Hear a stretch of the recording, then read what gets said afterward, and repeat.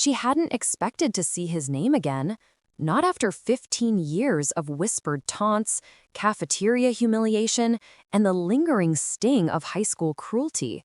And yet, there it was, lighting up her phone like a cruel joke, a message from the one person who had haunted her teenage years. The message wasn't just unexpected, it was impossible. How could he, her high school bully, now be reaching out to her after everything? Hello, my friends. I am Olivia, and this is Olivia's Love Stories. I hope you enjoy this story. I stared at the dating app screen for what felt like the 100th time that evening. My thumb hovered over the delete account button, and honestly, I was almost ready to do it. After months of awkward conversations, ghosting, and one disastrous first date after another, I had begun to think that maybe I wasn't meant for this modern, swipe-left world at all. My apartment was quiet, save for the low hum of the refrigerator and the occasional car passing outside. The dim glow from my laptop cast soft shadows across the living room, painting my bookshelves and the faded framed photos in muted sepia. Normally, I loved these quiet evenings alone, but tonight, there was a hollowness in the air, a sense that I was standing on the edge of something I didn't want to confront. I poured myself a cup of chamomile tea and wrapped my hands around it, letting the warmth seep into my skin. I could almost feel the tension in my shoulders melt slightly, though the weight of disappointment lingered. Maybe I'm just unlucky, I muttered to myself, taking a slow sip. My cat, Jasper, jumped onto the arm of the sofa, nudging my hand as if he too shared my frustration. Scrolling through the app one last time, I saw the usual stream of faces, some smiling too brightly, others looking bored or disinterested. I exhaled heavily and moved my finger toward the delete button. This was it. No more wasted evenings, no more awkward small talk with strangers who were nothing like the people in the glossy photos they posted. Just as my thumb was about to press down, my phone vibrated. I glanced at the screen and froze. The notification was small, almost innocuous, but it made my chest tighten and my fingers tremble. A message had appeared from someone I hadn't thought about in years. My heart started pounding. The name at the top of the chat made my stomach twist into knots, and suddenly the warm chamomile tea felt cold in my hands. It couldn't be him. I blinked, twice, 3 times, hoping my eyes were playing tricks, but the name glared back at me, unmistakable. Ethan Parker, my high school bully, the boy who had made every lunch period a nightmare, who had humiliated me in front of my classmates, who had made me question myself in ways I still carried quietly in my adult life. And yet, here he was, sending me a message. I hesitated, my thumb hovering over the screen. My curiosity warred with every instinct screaming at me to run. I didn't know what the message said. I didn't know if I wanted to know. But the pull of it was magnetic, impossible to resist. Slowly, I tapped on the notification, and the chat window slid open, revealing a single line of text that made the room feel impossibly small, the hum of the fridge unbearably loud. The words on the screen made my heart stutter. Olivia, I owe you an apology. I blinked. I read it again, and again. Every fiber of my body tensed. Apology? After all those years? From Ethan Parker, the boy who had made me dread every high school day? My first instinct was to laugh, bitter, sharp, the kind of laugh that tastes like old wounds, but it caught in my throat. I set my tea down, now forgotten, and stared at the screen as if it might suddenly transform into a dream I could wake up from. My mind raced through a dozen scenarios. Was this a prank? Some cruel joke?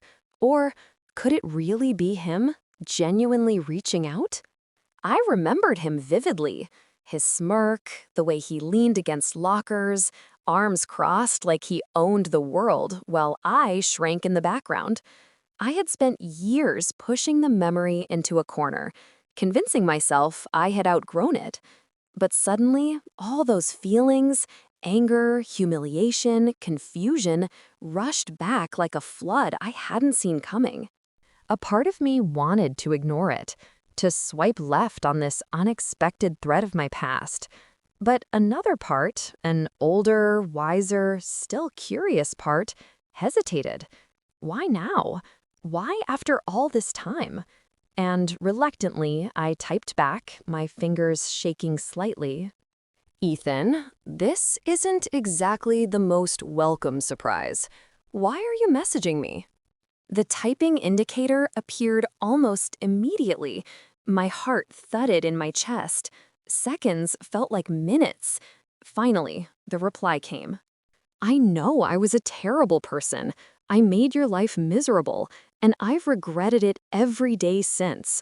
I've changed, Olivia. Can we meet? Just to talk?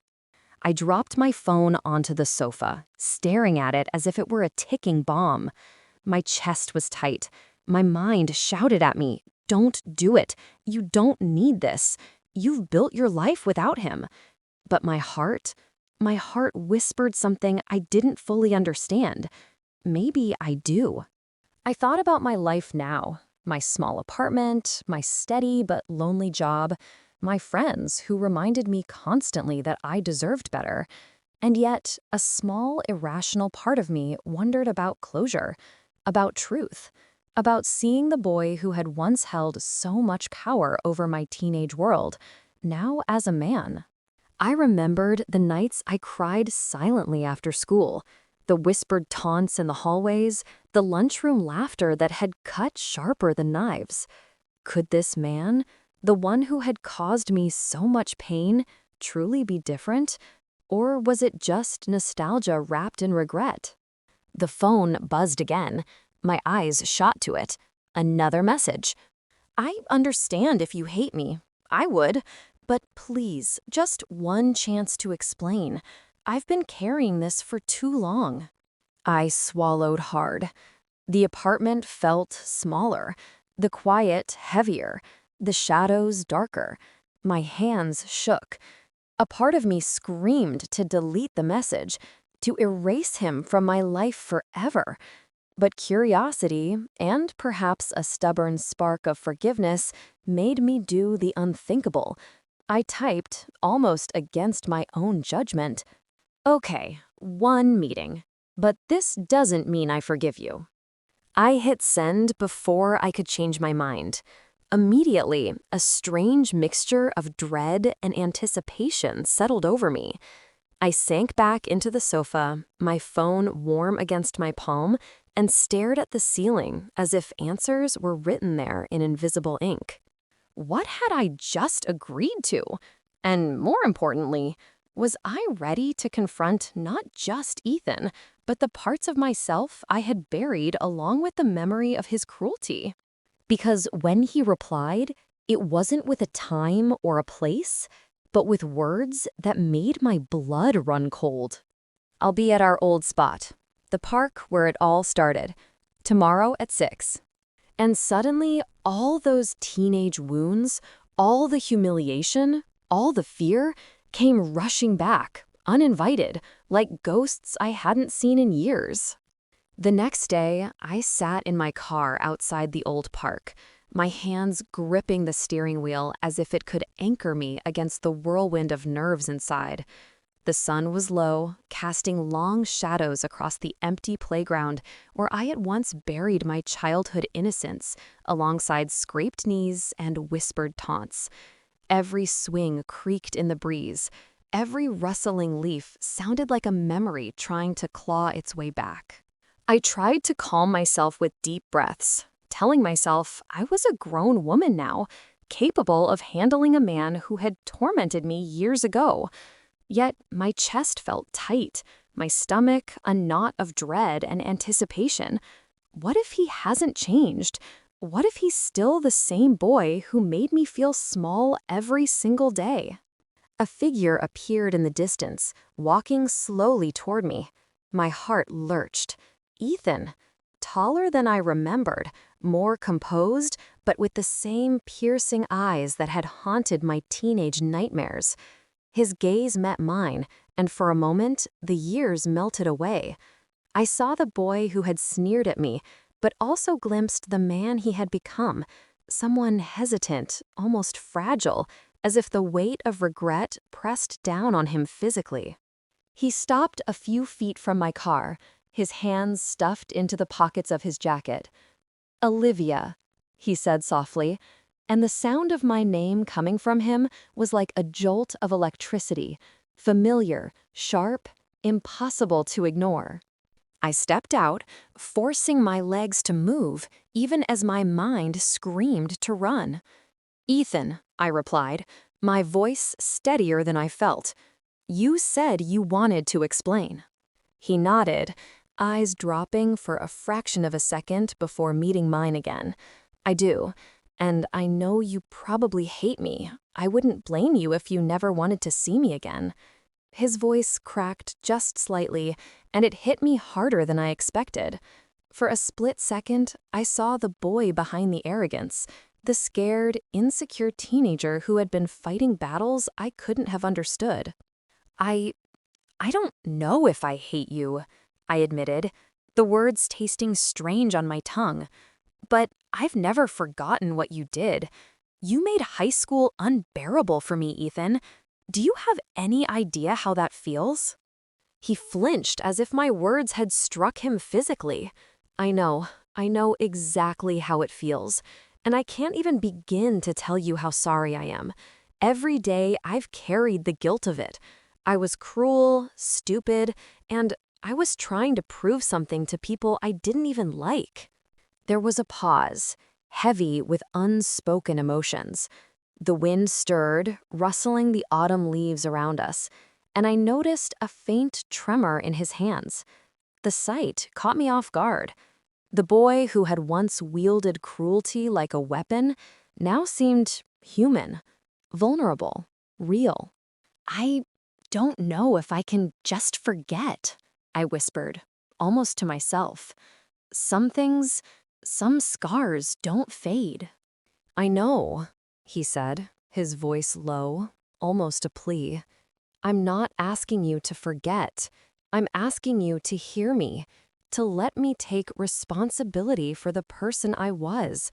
I need you to know that I've changed." I wanted to believe him, but a part of me recoiled, warning me that this could all be a trap, a way to reopen old wounds. But another part, an exhausted, hopeful part, wanted to see the truth, even if it scared me. And then he said something I never expected, something that made my chest tighten and my hands tremble. "Olivia, there's something else, something I never told anyone. Back then, I wasn't just a bully. I was scared of losing someone I cared about, and I hurt you instead of confronting it." My heart skipped. I opened my mouth to respond, but he held up a hand. "Please, just let me explain." And in that moment, standing amid the autumn leaves and fading sunlight, I realized this meeting was no longer just about the past. It was about a truth I wasn't prepared for, and a choice that would change everything.